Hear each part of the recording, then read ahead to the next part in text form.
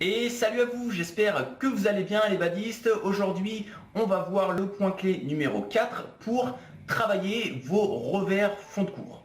Ce point clé numéro 4 va vous permettre d'avoir un bon timing au niveau de votre déplacement, de votre préparation de frappe et de la frappe en elle-même.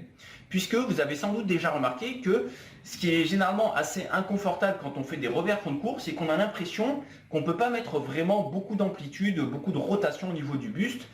Pourquoi? Tout simplement parce qu'on a posé le pied avant de frapper. Et donc l'idée là, le point clé que je vais vous partager aujourd'hui, ça va être de poser votre pied au moment de la frappe. Donc en gros, qu'est-ce que ça va permettre concrètement? Alors je vais faire le geste sans raquette pour éviter de taper le mur. L'idée ça va être comme si, je vais faire comme si je me déplaçais ici sur le revers. Ça va être vraiment de préparer et pam, frapper, déclencher. Donc vraiment, je me tourne, je prépare, je pose, je frappe. Et le fait d'avoir en fait cette pose du pied simultanée avec la rotation, ça va vous permettre de générer beaucoup de puissance qui va partir du sol, qui va du coup se transmettre jusqu'au buste, jusqu'à l'épaule, au coude et à la main. Et donc naturellement en fait vous allez avoir beaucoup plus de facilité à générer de la puissance au niveau de la frappe.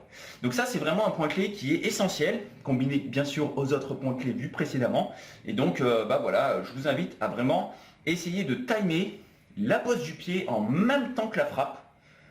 Et vous verrez que vous allez être surpris de la puissance que vous réussissez à mettre. Donc évidemment ça va demander un peu de travail au début, mais je peux vous assurer que ça sera beaucoup plus efficace pour vous quand vous serez en fond de cours côté revers.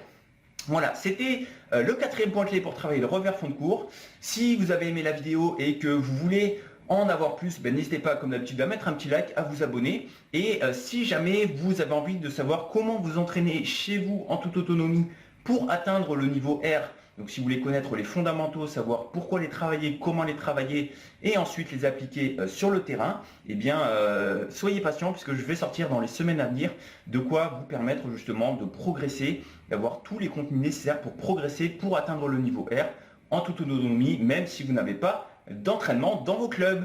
Allez, écoutez, je vous en dis pas plus, bonne pratique à vous et puis à la semaine prochaine pour une prochaine vidéo. Ciao ciao.